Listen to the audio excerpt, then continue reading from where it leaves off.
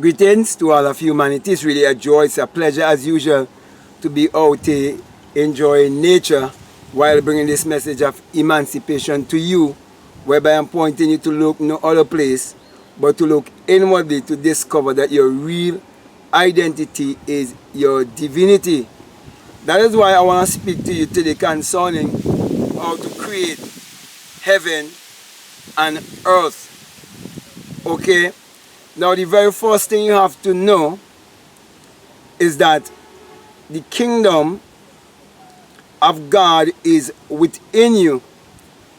And you also have to come to the realization that God is your own imagination, which is the creator in everyone. Also, you must realize that the basis of my teachings is that the Bible addresses the human mind and must be interpreted psychologically. That the Bible is not literal, neither is it secular history. For the Bible is written symbolically, and it has no reference to anyone that existed thousands of years ago or to any actual event that would have taken place on earth thousands of years ago. From Genesis 1 to Revelation 22, it's all a great psychological drama, and it's all have to do with the human psyche. Therefore, my brothers and my sisters, before you can create heaven and earth, you have to come to the realization that it is your own thoughts that are creating your reality. It is your own thoughts that is giving you the result which you refer to as your personality. Therefore, you are responsible for your thoughts, because all of your thoughts, they are vibrational frequencies. And everything is energy, vibration, and frequency. Therefore, to create heaven and earth, you have to understand that you are the earth.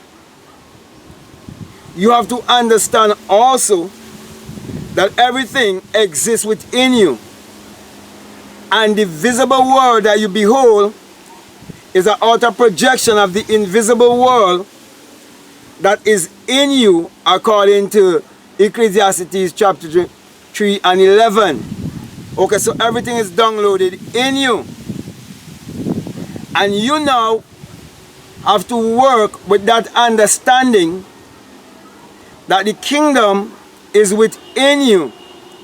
And when you discover that the kingdom is truly within you, according to Luke 17:21, which says that the kingdom of God is within you, and you must not let anyone tell you, lo here or lo there, which is to say, do not let anyone point you to believe in any power or any creator outside of yourself, because the kingdom is within you. And in Matthew 6:33, it says, when you discover the kingdom of God and his righteousness, you discover that first, before you identify yourself with other things outside of yourself to hold on to false identity. When you come to know exactly who you are first, and you discover that kingdom within you, that you will discover the secret of creation. Therefore, it says all these things will be added unto you, which means that you will be able to create your reality consciously. So my brothers and my sisters, when you have that understanding, you come to realize that true prayer is having a desire, a strong burning desire. And you go into visualization or meditation with your desire, and you form that image in your mind. And whatever image you form in your mind, you will create that image by seeing it through your mind's eye and believing the invisible and remaining faithful to the unseen. Therefore, that which you cannot see, but you do believe, and you perceive within your mind's eye, you will walk towards it. Okay, you will do something towards it. And when you do something towards it, a series of events will take place in your life that will bring the creation or bring the manifestation. And you're the one who would say it is good, because you will no longer have the desire for that thing that you once desired when you see the manifestation. For you will come into rest. You will come into Sabbath. And then you will realize that you are the creator. You are the Lord and Master of your own destiny, and that you can create your reality consciously. Therefore, you wouldn't have any worries, you wouldn't have any problem, you wouldn't have any frustration about what is happening in the world, because you would realize that you are living in an imaginary world. You would realize that everything you see around you, none of it is actually real. You would realize that you are the one who is real, and the you of which I speak is the invisible self, your imagination, because you would realize that everything in this world that has ever been made, it was first imagined, it was first a thought, it was first an idea. Then you realize, if that is so, then the Creator is in everyone. Therefore, you must embrace your creative self and use your creative self to create whatever you desire in this world. And that is what it means to create heaven and earth and live in heavenly places within your Christ self. So my brother, my sisters, heaven is within and hell is within, and it all have to do with your thinking. So if you're living in your lower self, in doubt and in fear, and believe in the things that the system put out there to keep you in fear, like the pandemic, scamdemic, and that the Bill Gates family and the other elites come together to stop this kind of great awakening that is happening to you in fear. If you would succumb to that and make them have you like a puppet to wear a mask because you're in survival mode, then you'll not be able to live your heaven here. But I'm saying to you, you have the same power like any one of them, and they have no power over you, because having large amount of money is not real power. It's understanding that real money or real currency is a thought frequency, and that you have the ability also, like anyone else, to have as much money as possible. All you have to do is get on the right frequency and attract it to you. So my brother, my sisters, all you have to do is get on the right frequency and be transformed by the renewing of your mind, and get rid of all conformation, because the system has been set up to keep you to conform. But I'm saying here to you, you must transform by lifting your vibration, lifting your mind into the higher place of consciousness, knowing that consciousness is the only reality and everything else is imaginary. So my brother, my sisters, grab hold of your mind. Take control of your mind. Take control of your thoughts. Live your life more consciously. Watch your thoughts each and every day. By the minutes and by the hour, what you are thinking. Be careful of your inner speaking, your self-talk, because assumption do harden into facts. Be careful of the things that you are assuming. Be careful of the conversation that you are engaging in. Avoid conversation concerning politics, religion, and anything at all that would bring fear upon you. You want to get rid of these kind of things out of your mind, and you want to focus on the things you want in life. You're going to focus on the things you would like to create in your life.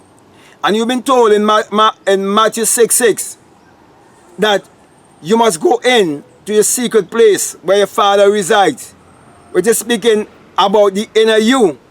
You must go within yourself, and when you go within yourself, you must know exactly what you want, and you speak within, and you see from within. You already living the life that you want to live. That's why they're really teaching you when it says that you must go into your closet and close the door. Shut your eyes, shut out this world, and go into the inner world.